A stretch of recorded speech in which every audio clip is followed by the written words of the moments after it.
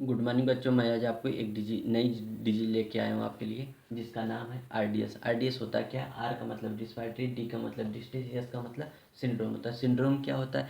Group of disease. एक ही patient में एक डिजीज, तो उस डिजीज से ढेर सारी डिजीज हो गई। उस उस ग्रुप ऑफ डिजीज को क्या बोलते हैं? सिंड्रोम बोलेंगे। ठीक है। तो सिंड्रोम मतलब अगर एक पेशेंट था, उसी में जैसे किसी किसी कोई एचआईवी का पेशेंट है, उस एचआईवी तो उसको हुआ, मगर उसके साथ ढेर सारी बीमारियां हो जाती हैं, क्योंकि उसकी इम्यूनिटी कम हो गई। जब इम्यूनिटी कम हो गई तो उससे ढेर सारी बीमारियां हो गई, तो उसमें क्या हो गया? सिंड्रोम होता है। इसीलिए उसको एड्स को क्या बोलते हैं? सिंड्रोम बोलते हैं। सिंड्रोम उसमें बोला जाता है जिस पेशेंट में एक एक बीमारी हुई, उस बीमारी से ढेर सारी ग्रुप ऑफ डिजीज हो गया, उसको सिंड्रोम बोलते हैं। आरडीएस होता क्या है? ठीक है, मैं आज आपको आरडीएस क्या होता है, इसके कॉज क्या होते हैं, ठीक है, इसके रिस्क फैक्टर क्या होते हैं, इसकी डायग्नोसिस कैसे करते हैं, इसका मैनेजमेंट क्या होता है, इसके नर्सिंग मैनेजमेंट क्या होता है, मैं आज आपको ब्रीफली एक्सप्लेन करने वाला हूँ। ठीक है, तो स्टार्ट करते हैं। आरडीएस होता क्या है? आरडीएस का मतलब रिस्पायरेटरी डिस्ट्रेस सिंड्रोम। ठीक है, सिंड्रोम का मतलब होता है ग्रुप ऑफ डिजीज। ठीक है, आरडीएस में होता है क्या? डिफिशियंसी और absence of the surfactant in the lungs is called as RDS. ठीक है, फेफड़ों में एक सर्फेक्टेंट जो होते हैं उसकी कमी हो जाती है, जिस डिजीज को ही क्या बोलते हैं? आरडीएस। सर्फेक्टेंट आखिर काम क्या करते हैं? ठीक है, सर्फेक्टेंट हमारे लंग्स को, फेफड़ों को पिचकने से प्रिवेंट करते हैं। ठीक है, जिससे इसी सर्फेक्टेंट की वजह से हमारे फेफड़े हमेशा फूले रहते हैं। जब फूलने की वजह से ऑक्सीजन की सप्लाई अंदर और बाहर होती रहती है। अगर फेफड़े पिचक गए तो क्या हो जाएगा? जब बच्चा सांस ही नहीं ले पाए, जब बच्चा सांस नहीं ले पाएगा तो बच्चे की डेथ हो जाएगी। ठीक है, सर्फेक्टेंट क्या होता है? ठीक है, तो surfactant it is a contain two substance. ठीक है, इसमें दो सब्सटेंस होते हैं। पहला एक लेसाइथिन होता है, दूसरा स्पिंगोमाइलिन होता है। ये जो सर्फेक्टेंट होते हैं इसमें दो दो पदार्थ पाए जाते हैं, एक का नाम लेसाइथिन है, दूसरे का नाम स्पिंगोमाइलिन है। ठीक है, ये कितने की रेशियो में पाए जाते हैं? 2:1 की रेशियो में। जैसे ये अगर ये 2 के रहेगा, ये इसका हाफ, हाफ का मतलब आधा। ये देखिए, ये 2 के अगर मात्रा में पाया जाएगा तो ये इसका हाफ, ये नॉर्मल में। इससे कम होगा तो ये डिजीज हो जाएगी। अगर इससे ज़्यादा हो जाएगा तो कोई प्रॉब्लम नहीं, मगर इससे कम नहीं होना चाहिए। ये रेशियो हमेशा ऐसे नॉर्मल रहता है। ठीक है, ये हमारे फेफड़े की जो एल्वुलाई होती हैं वो खुद ही सिक्रीट करती हैं। ठीक है, सर्फेक्टेंट होता क्या है? It is a chemical substance. ठीक है, it is A formed of phospholipid. ठीक है, ये सर्फेक्टेंट जो होता है एक केमिकल सब्सटेंस होता है। केमिकल सब्सटेंस सीक्रेट कहाँ? तो एल्वुलाई से। फेफड़े की सबसे छोटी कोशिका क्या होती है? एल्वुलाई होती है, तो वहाँ से सीक्रेट होता है। ठीक है, फेफड़े की एल्वुलाई से सीक्रेट होता है। और ये किस चीज़ से बना होता है? फास्फोलिपिड से मिल करके बना होता है। ठीक है, ये जो सर्फेक्टेंट होते हैं ये फास्फोलिपिड से बने। इसमें इंपॉर्टेंट क्वेश्चन क्या पूछा जाता है?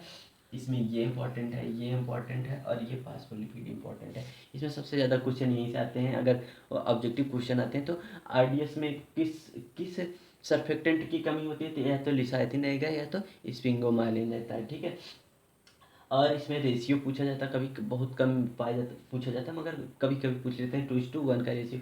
और ये सर्फेक्टेंट किस चीज़ से मिलकर के बना होता है? तो फास्फोलिपिड से मिलकर के बना होता है। ये ऑब्जेक्टिव क्वेश्चन आते हैं।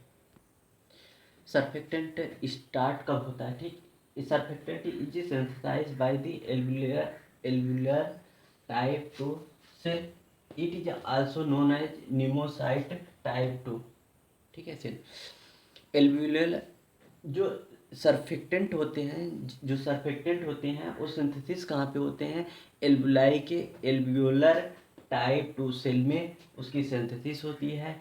इसको दूसरे किस नाम से जानते हैं? इसको न्यूमोसाइट टाइप 2 सेल कहते हैं। ठीक है, सर्फेक्टेंट जो होते हैं ये एल्वुलाई के लंग्स के सबसे छोटी यूनिट क्या होती है? एल्वुलाई होती है।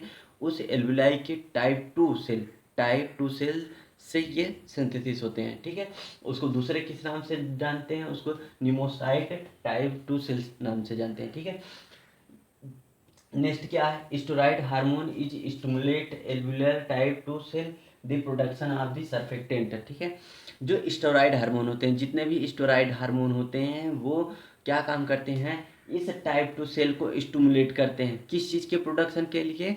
सर्फेक्टेंट के प्रोडक्शन के लिए। ठीक है, जो सर्फेक्टेंट का जितना भी प्रोडक्शन होता है इस स्टेरॉइड हार्मोन जहाँ जो जितने भी स्टेरॉइड हार्मोन होते हैं, ठीक है, वो क्या काम करते हैं, वो सर्फेक्टेंट को बनाने के लिए एल्वेओलर सेल को स्टिमुलेट करते हैं प्रोडक्शन कराने के लिए, ठीक है।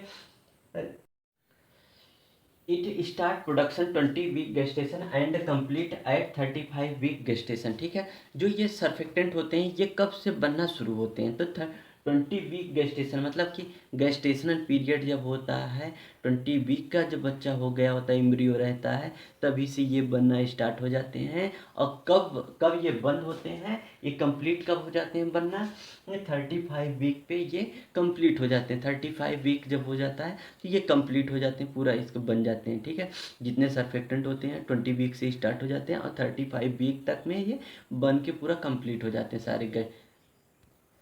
फंक्शन क्या होता है सर्फेक्टेंट का, the function of the surfactant is to reduce the surface tension in the lungs so it is prevent collapse of alveoli, ठीक है। इसका फंक्शन क्या होता है, इसका फंक्शन ये होता है कि प्रिवेंट करते हैं किस चीज़ को, लंग्स को सिकुड़ने में, ठीक। कैसे प्रिवेंट करते हैं, जो सरफेस टेंशन होता है उसको रिड्यूस करके, देखिए, reduce surface tension in lungs में जो सरफेस टेंशन होता है उसको रिड्यूस कर देते हैं, और रिड्यूस कर करके क्या करते हैं, प्रिवेंट करते हैं किस चीज़ को कोलैप्स होने, कैसे करते हैं, ठीक है। देखिए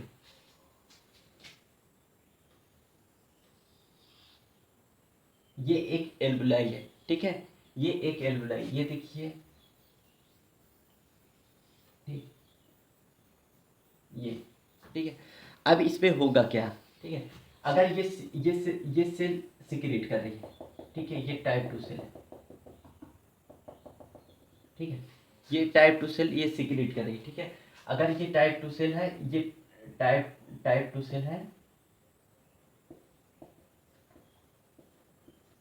टाइप 2 सेल है, ठीक है, ये सिक्रीट कर रही है, ठीक। तो होगा क्या, यहाँ पे अगर ये नहीं रहेगा तो क्या कर सकता है, ये ऐसे देखिए, ऐसे था, ऐसे ऐसे बंद हो जाएगा, ठीक है। ये बंद ना हो पाए, इसके ऊपर ये जो टेंशन लग रहा है, ये तनाव बल जो लग रहा है उसको रिड्यूस कर देगा। जब रिड्यूस कर देगा तो ये हमेशा ऐसे बना रहेगा, ठीक है, तो चिपकेगा नहीं। ये केमिकल होता है लेसाइथिन और स्पिंगोमाइलिन, ये इसी तनाव को कम करता है, ठीक है। आरडीएस डिजीज नहीं होने पाती है, ठीक है। तो ये तनाव को कम कर देगा, जब तनाव को लेसाइथिन और सर्फेक्टेंट जो होते हैं ये कम कर देंगे, जब तनाव को कम कर देंगे तो ये कोलैप्स नहीं हो पाते। इसके रिस्क फैक्टर क्या क्या होते हैं, ठीक है, इसके रिस्क फैक्टर क्या होते हैं, इसके दो रिस्क फैक्टर होते हैं। पहला, ये तो प्रीटर्म न्यूबॉर्न हुआ है, second newborn of the diabetic mother, ठीक है। डायबिटिक मदर जो होती है उनमें भी इसके चांस बहुत अधिक होने, इस डिजीज के चांस बहुत अधिक रहते हैं, ठीक है। और किस में रहते हैं, प्रीटर्म मतलब ये बच्चा पहले ही पैदा हो गया और सर्फेक्टेंट बना ही नहीं। जब सर्फेक्टेंट नहीं बनेगा तो ये एल्वेलाई कोलैप्स कर सकती है, ठीक। और डायबिटिक मदर में कैसे होता है, जो डायबिटिक मदर होती हैं इसमें ग्लूकोज का लेवल अधिक होता है। जब ग्लूकोज का लेवल अधिक होगा तो स्टेरॉइड हार्मोन कम निकलेंगे, सीक्रेट होंगे, क्योंकि ये एक दूसरे के क्या होते हैं, एंटागोनिस्ट होते हैं, ठीक है। जब एंटागोनिस्ट होंगे तो स्टेरॉइड हार्मोन सीक्रेट कम होंगे, जब स्टेरॉइड हार्मोन कम सीक्रेट होंगे तो क्या हो जाएगा, तो सर्फेक्टेंट कम निकलेंगे, ठीक है। जब सर्फेक्टेंट कम बनेंगे तो तो क्या हो सकता है, आरडीएस हो सकता है। किसमें, डायबिटिक अगर मदर रहेगी तो उसमें चांस अधिक रहते हैं आरडीएस डिजीज होने के, ठीक है। और किसमें रहते हैं, प्रीटर्म प्रीटर्म बच्चे पैदा होते हैं उसमें ये चांस सबसे अधिक रहते हैं, ठीक है। इसके साइन सिम्टम्स क्या क्या होते हैं, ठीक है। इसमें अगर किसी पेशेंट को आरडीएस हो गया, किसी बच्चे में अगर आरडीएस हो गया तो उसमें क्या क्या लक्षण दिखाई देते हैं, ठीक है। तो फर्स्ट क्या, नेजल फायरिंग से दिखाई देगा, ठीक है, नेजल फायरिंग। सेकंड क्या, इंटरकॉस्टल रिट्रैक्शन दिखाई देगा। थर्ड क्या, ग्रंटिंग साउंड दिखाई देगा। फोर्थ क्या होगा, ट्रैकीपीनिया होगा। फिर लास्ट में क्या, लास्ट साइन क्या होगा, साइनोसिस दिखाएगा, नेजल फायरिंग्स होगा, ठीक है। जब सांस लेगा तो आवाज़ें आएंगी, ठीक है। और क्या आएगा, इंटरकॉस्टल रिट्रैक्शन, मतलब कि ये फेफड़े होते हैं, ये अगर जब ये सांस लेगा तो ये अंदर दबेगा, ठीक है। जितनी बार सांस लेगा अंदर दबेगा, जब छोड़े मतलब जब सांस लेगा तो ये बाहर आएगा, जब सांस बाहर जाएगी तो ये अंदर चला जाएगा, तो इंटरकॉस्टल रिट्रैक्शन। और क्या होगा, ग्रंटिंग साउंड आएगी, ठीक है। सांस लेने पे एक साउंड आती है, ग्रंटिंग साउंड आएगा, ये सबसे इम्पोर्टेंट होता है, ठीक है।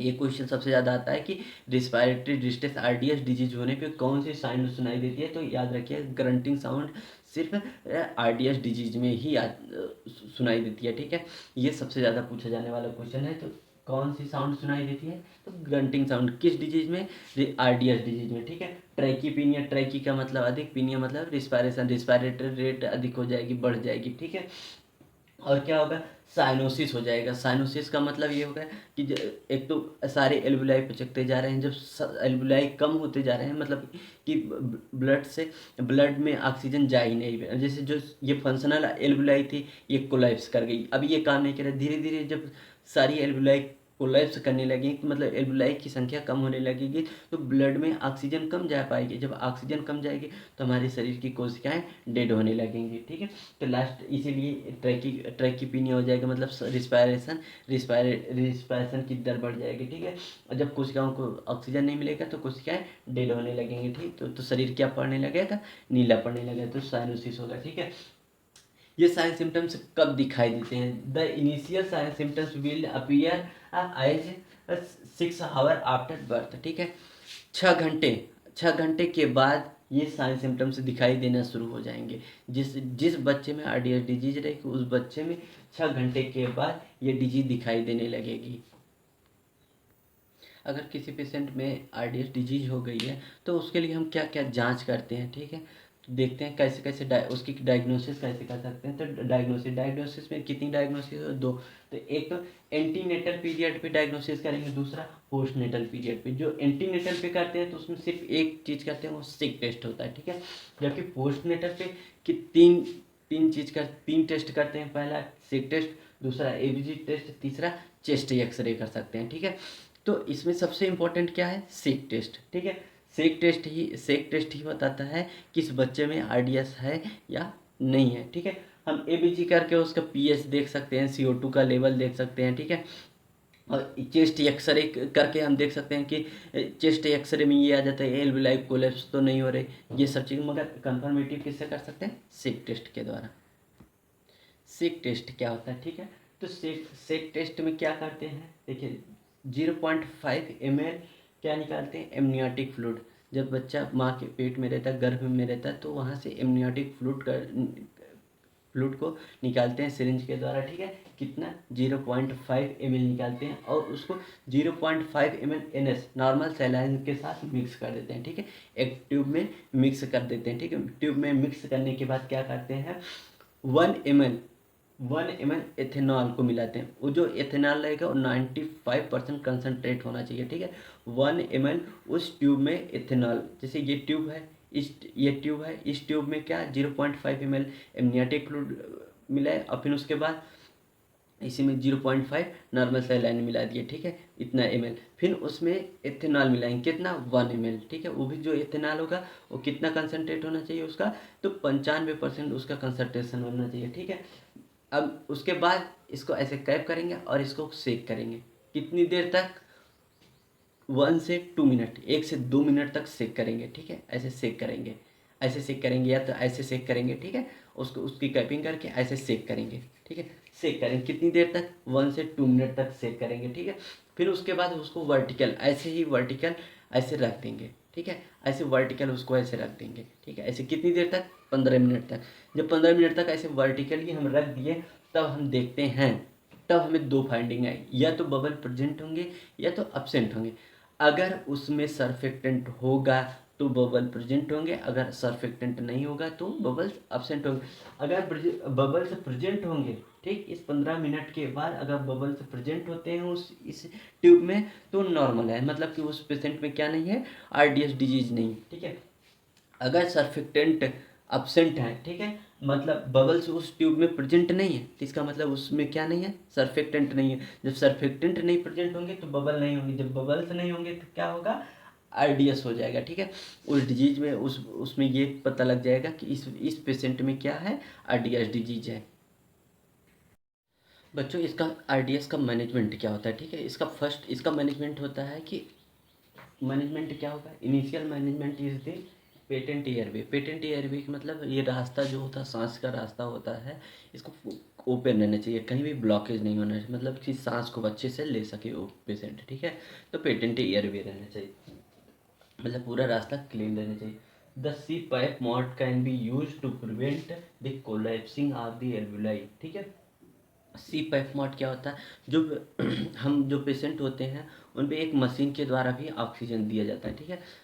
अगर मशीन के द्वारा ऑक्सीजन दी जा रही है तो उस पर एक मॉड रहता है। मॉड मतलब कि उस पर मॉड को लगा देते हैं कि ये सांस मशीन खुद ही देगा पेशेंट को लेने की जरूरत, उस मॉड को सी पाइप मॉड कहते हैं, ठीक है। इट इज टेम्परेरी मैनेजमेंट, ये जो सी पैप मोड होता है ये टेम्परेरी होता है, ठीक है। ये परमानेंट इलाज नहीं, ये टेम्परेरी इलाज होता है, ठीक है। The definite treatment is the administer of the readymade surfactant, जो रेडीमेड सर्फेक्टेंट आता है उसको बाजार से खरीद के लेके आते हैं और उस पेशेंट को दे देते हैं। कहाँ से देंगे, यहाँ से ट्रेकिया के द्वारा, उसको ट्रेकिया के द्वारा उसको सर्फेक्टेंट उसकी इस ट्रेकिया से, ट्रेकिया में चिल्ला गया, ट्रेकियोस्टोमी ट्यूब डाल करके उसमें डाल देते हैं, ठीक है। सर्फेक्टेंट को ये रेडीमेड सर्फेक्टेंट ला करके उस पेशेंट को दे देंगे। तो ये इसका परमानेंट इलाज होता है। मगर टेम्परेरी क्या होगा, सी पाइप, उसको तुरंत ले गए, जैसे अब तुरंत ले गए, अभी खरीद कर लाए नहीं, तुरंत ले गए तो उस पेशेंट को तुरंत ला करके वेंटिलेटर मशीन पे रख देते हो। तो जो वेंटिलेटर मशीन होता है उसका एक मॉड होता है सी पाइप मॉड, ठीक है। उस सी पाइप मॉड पे जब उस पेशेंट को रख देते हैं तो कंटिन्यूस मशीन ही है, उसको ऑक्सीजन देती रहेगी और फिर उस पर ब्रीदिंग चलता रहता है, कंटिन्यूस चलता रहेगा, वो मशीन के द्वारा ही चलता रहता है, ठीक है। पेशेंट को लेने की कोई ज़रूरत नहीं पड़ती। तो सी पाइप मॉड, ठीक है। मगर परमानेंट इलाज क्या होता है, उसको खरीद के रेडीमेड खरीद के सर्फेक्टेंट बाजार से लाएंगे और उस पेशेंट में ट्रैकियोस्टोमी ट्यूब डाल करके और उसमें डाल देंगे और पेशेंट का जो कोलैप्स होने वाला रहता है वो कोलैप्स होने से बच जाएगा। इसका प्रिवेंशन, इसको आरडीएस होने ना पाए, मतलब इसको प्रिवेंट करेंगे कैसे, आरडीएस को prevention. The drug of choice to prevent the RDS is betamethasone, ठीक है। बीटामेथासोन मतलब कि फर्स्ट चॉइस क्या होती है, बीटामेथासोन, मतलब ये आरडीएस होने ना पाए इसके लिए हम क्या देते हैं, बीटामेथासोन। ये क्या होते हैं, ये सभी स्टेरॉइड्स होते हैं जो क्या क्या काम करते हैं, सर्फेक्टेंट्स को प्रोड्यूस करने में हेल्प करते हैं, ठीक है। It is administer in the mother by the IM, ठीक है। ये किसको प्रोवाइड कराएंगे, मदर को, मदर की ब्लड के थ्रू बच्चे में चला जाएगा और बच्चे में क्या स्टिमुलेट हो जाएगा, तो बच्चे में क्या होने लगेगा, वहाँ पे सर्फेक्टेंट बनने लगेंगे, ठीक है। इसका डोज कितना होता है, 12 mg पर डे देंगे, कितने दिन तक, 2 दिन तक। अब फर्स्ट और सेकेंड डोज में कितना अंतर, कितने दिन का अंतर होता है, the minimum interval of the 48 hour between in first dose of the betamethasone, जो फर्स्ट डोज देते हैं उसके 48 घंटे के बाद, मतलब फर्स्ट 2 दिन तक पहले 12 12 दिए, ठीक है। मगर जब सेकेंड डोज देते हैं उसके बीच में कितना इंटरवल रहता है, 48 घंटे का इंटरवल रहता है दोनों बीच में।